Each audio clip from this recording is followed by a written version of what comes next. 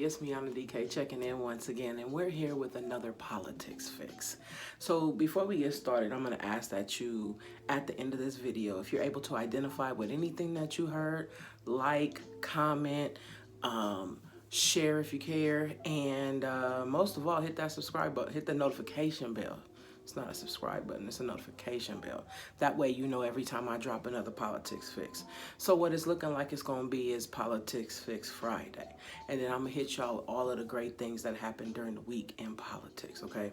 So this first one may not drop on Friday. It may drop just to catch us up on what's going on in the country because, well, where I am, today is Valentine's Day. Happy Love Day, everybody. But tomorrow starts a new week politically. So you might get two videos this week. So this one you'll probably get Tuesday and then or Wednesday, and then you'll probably get another video on Friday, just to make sure that things are a little uniformed and that I'm not getting overwhelmed. Cool. Now that we're caught up on the housekeeping, let's get to what's been actually going on, okay? What's news right now? The acquittal of 45. That's the thing that's happening right now. So I want to give my thoughts on it. I took a few notes, right? So as soon as I turn to the side and kind of get out the frame, then it's going to show you more of what's on the board. But while I'm in the frame, it's going to more focus like on me, okay? So the first thing we're going to talk about is the acquittal. It was 53 to 47. What that means is 53 Democrats and 47 Republicans voted to convict, but that was not enough because, as we know, you need a 2/3 majority in the Senate to convict. So it wasn't enough that he was impeached in the House. He needed to be impeached in the Senate. And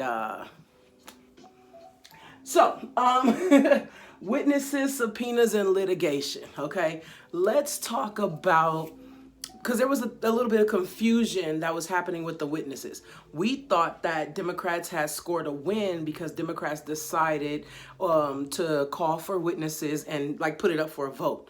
So some Republicans went ahead and jumped on board and voted. So we thought, oh, wow, we're going to have witnesses. That's pretty dope. They subpoenaed 45. Of course, he said no. Or excuse me, no, they did not.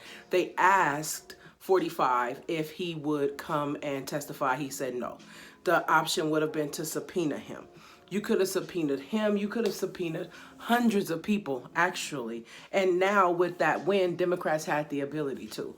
So then, while we were happy about that, more headlines broke that said they decide not to call any witnesses. So everybody is like, well, why would they do that, right?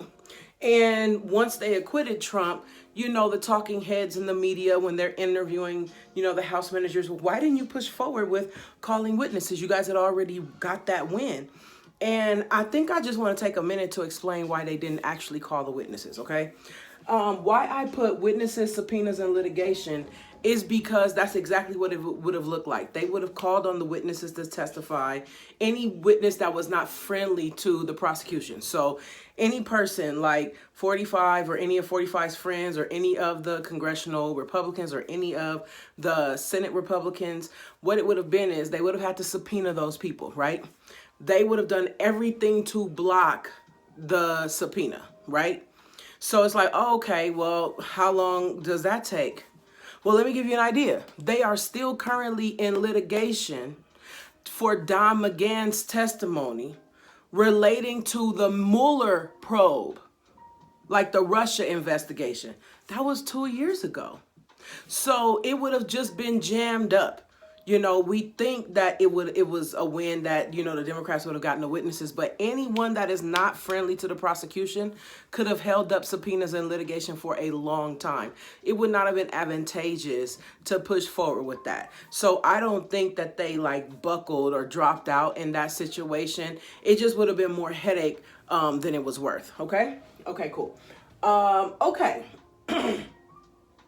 This was the most bipartisan conviction of any president in the history of the United States, okay? No, the Senate did not vote to convict him by a 2/3 majority. However, when you look at it, 7 senators chose to vote to convict the former president. That's never been done before.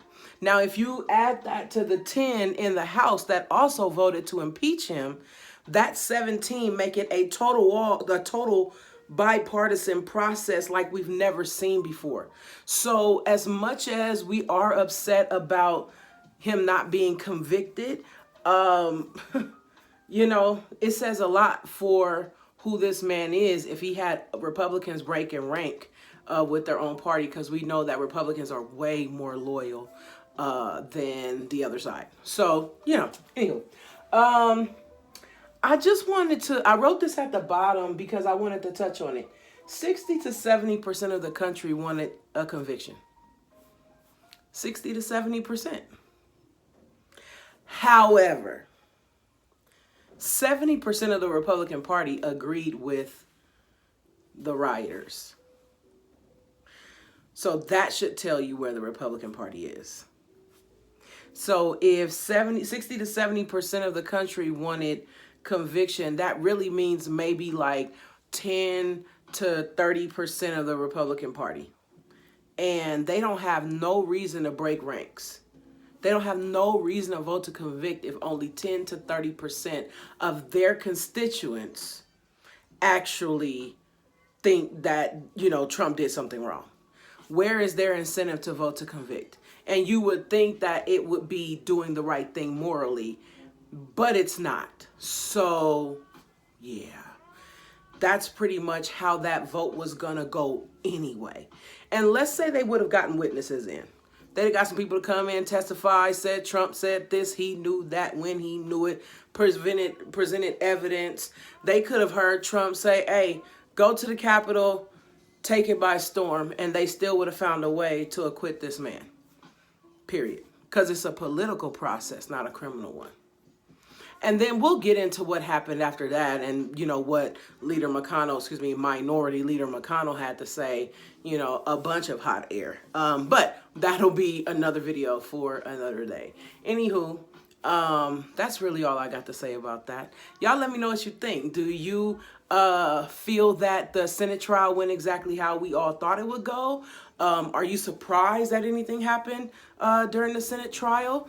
Did I forget anything? Drop down in the comments. Let me know how you feel. And if there's anything that you want me to talk about, go ahead and slide in my inbox and let me know what it is. And I'll be sure to do the research to bring you a great video. Until next time, I'm Miana DK and I love y'all. I swear I do.